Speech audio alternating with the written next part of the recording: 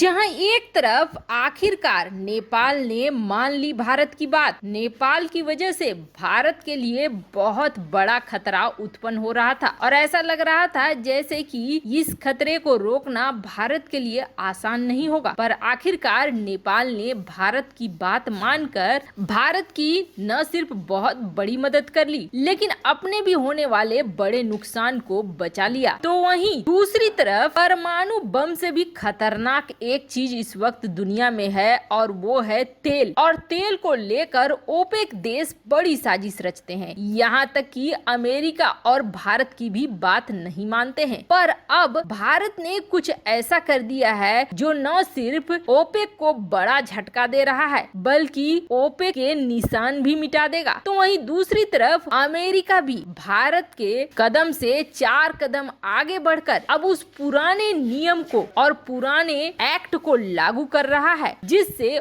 OPEC देश डरते हैं। आखिर क्या है मामला, जानेंगे इन खबरों को विस्तार से। इस वक्त दुनिया अगर किसी चीज पर चलती है तो वो है ऊर्जा, और ऊर्जा का प्रमुख स्रोत अगर कुछ है तो वो है तेल, ऑयल। और जिस देश में ये ऑयल के खजाने भरे हुए हैं वो देश वैसे ही बड़ा अमीर है। बस एक ईरान को छोड़ दीजिए, ईरान ने खुद से अपने भविष्य को खराब किया है और प्रतिबंधों को अपने ऊपर लदवा कर और भी ज्यादा बुरा कर लिया है। तो वहीं ईरान और सऊदी अरब की दुश्मनी की वजह से भी ईरान तबाह हुआ। बाकी जो भी ऐसे देश हैं जहां तेल के खजाने भरे हुए हैं वो देश आप देखेंगे काफी अमीर। और इन देशों का संगठन है ओपेक संगठन। ये ओपेक संगठन अपने हिसाब से तेल का दाम बढ़ाते हैं, घटाते हैं, उसके उत्पादन को बढ़ाते हैं, घटाते हैं और इस पर पूरा नियंत्रण रखते हैं। बस ओपेक देशों के लिए बुरे दिन तब आए थे जब महामारी की शुरुआत हुई थी, और अब जैसे ही महामारी खत्म हो गई है और दुनिया के देश खुलने लगे हैं, ओपेक ने भी अपना पुराना खेल चालू कर दिया है। ओपेक ने पिछले महीने ये वादा किया था कि हम तेल का उत्पादन बढ़ाएंगे ताकि दुनिया के देशों को अब दिक्कत न हो और जो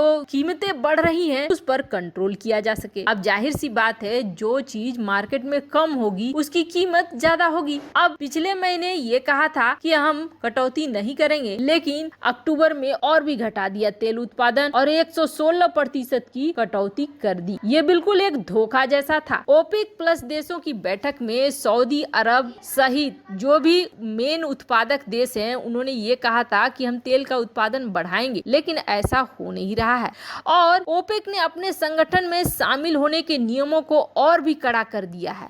ऐसा इसलिए किया है ताकि अपनी अर्थव्यवस्था को मजबूत किया जा सके। भारत सहित दुनिया के कई देश ओपेक को ये कह रहे हैं कि आप उत्पादन को बढ़ाइए। अगर उत्पादन को नहीं बढ़ाएंगे तो जो अर्थव्यवस्था अभी खुली है उसको बहुत समस्या होगी। अमेरिका ने भी लगातार ये बातें कही, पर अमेरिका की बातों का भी असर नहीं हुआ और भारत की भी बातों का असर नहीं हुआ। इस वक्त किसी भी कीमत पे ओपेक देश अपने खजाने को सिर्फ भरने में लगे हुए थे, जिसके बाद अमेरिका ने 1980 में जो एक एक्ट लागू किया था उस एक्ट को फिर से लागू करने की बात कह दी है। और न सिर्फ लागू करने की बात कह दी है बल्कि संसद में इस एक्ट को लाया भी जा रहा है। दरअसल इस एक्ट को एन ओपेक के नाम से जाना जाता है, की वजह से ओपेक देशों के राजनयिकों पर बड़ा असर पड़ेगा। दरअसल ये एक कानून है एंटी ट्रस्ट कानून। एंटी ट्रस्ट के नाम पर यानी अमेरिका को ये अधिकार मिल जाएगा कि ओपेक के मेंबर्स को वो नोटिस जारी कर सके और उनके ऊपर केस कर सके, यहाँ तक कि उन्हें हर्जाना भरने को भी कह दे।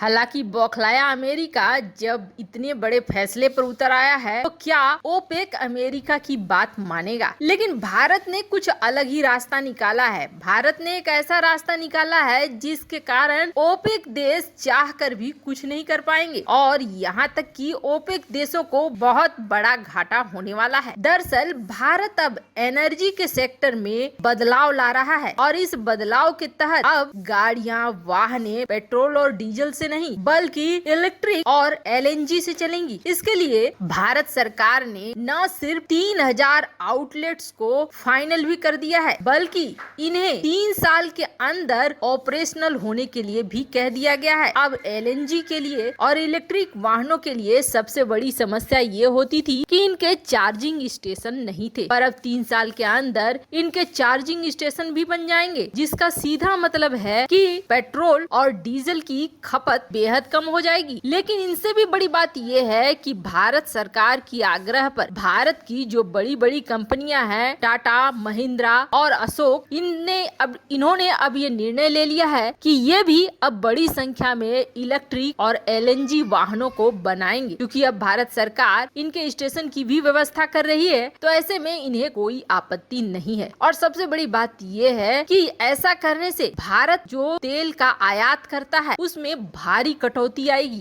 भारी कटौती जहां भारत के लिए बहुत फायदा लेकर आएगी, तो वहीं ओपेक देशों के लिए बड़ा नुकसान भी लेकर आएगी। भारत एक बड़ा देश है और यहाँ पर लागू किए गए नियमों को दुनिया के बाकी देश बहुत ध्यान से देखते हैं। ऐसे में भारत के द्वारा उठाया गया ये कदम बाकी दुनिया भर में भी प्रचालित होगा और सबसे ज्यादा नुकसान होगा ओपेक का। जो ओपेक इस वक्त बहुत ज्यादा भाव में बैठा हुआ है, उसके गिरने की तैयारी शुरू हो चुकी है। तो वहीं दूसरी तरफ भारत और नेपाल के बीच KP शर्मा ओली के समय रिश्ते जरूर खराब हो गए थे, लेकिन अब नई सरकार ने भारत के साथ चलने का मन बनाया है। पर यहाँ पर भी एक बड़ा संकट शुरू हो गया था और इस संकट से भारत परेशान हो रहा था। दरअसल भारत और नेपाल के बीच बॉर्डर लॉ के बारे में बात करें तो बहुत ज्यादा सख्ती कभी भी सीमा पर नहीं रही है, नेपाल से लगती सीमा पर। ऐसे में नेपाल के लोग भारत आते हैं, भारत के लोग नेपाल जाते हैं और कभी ये नहीं देखा जाता है कि बहुत ज्यादा भेदभाव हो, अंतर हो। अब इसी क्रम में नेपाल और भारत को जोड़ने के लिए रेलवे लाइन विकसित की गई और ये रेलवे लाइन जयनगर से कुर्था तक जोड़ी जा रही थी। बिहार से ये नेपाल को जोड़ रहा था रेलवे लाइन। 34 किलोमीटर लंबी ये क्रॉस बॉर्डर रेलवे लिंक है, जिसको जोड़ने की पहल थी और इसे बढ़ाया भी गया। पर भारतीय सरकार को अब एक बड़ी चिंता सताने लगी और वो चिंता कश्मीर को लेकर और ज्यादा बढ़ गई। जिस तरीके से कश्मीर में आतंकी और उग्रवादी बॉर्डर के रास्ते घुसने लगे भारत के अंदर, भारत की चिंता भारत और नेपाल के बॉर्डर को लेकर भी बढ़ने लगी और खास तौर पर इस रेलवे लिंक के जरिए कोई भी विदेशी भारत में आसानी से घुस सकता था। अब इसे लेकर बड़ा टेंशन शुरू हो गया। भारत ने सीधे रेड फ्लैग जारी कर दिया नेपाल को और नेपाल को ये कहा कि इस समस्या का समाधान कैसे होगा, जिसके बाद नेपाल ने भी ये माना कि हम किसी विदेशी यात्री को इस ट्रेन में सफर करने नहीं देंगे और अगर कोई भी इस पर घुसता है, जो टिकट इशू किया जाएगा इन ट्रेनों को, उसके पैसेंजर की डिटेल भी हम भेजेंगे भारत को और ये एक रेगुलर प्रक्रिया का हिस्सा होगा ताकि भारतीय संप्रभुता पर किसी तरह की कोई चोट न हो और नेपाल के रास्ते भारत में घुसने की कोशिश पाकिस्तान या विदेशी ताकतें न करें। वैसे ये बड़ी सही पहल है नेपाल और भारत के बीच रेलवे लिंक की, लेकिन क्या आपको लगता है क्या ये पूर्णतः सुरक्षित है? कमेंट कर अपनी राय जरूर बताएं। जल्द मिलते हैं अगले वीडियो में नई खबर के साथ।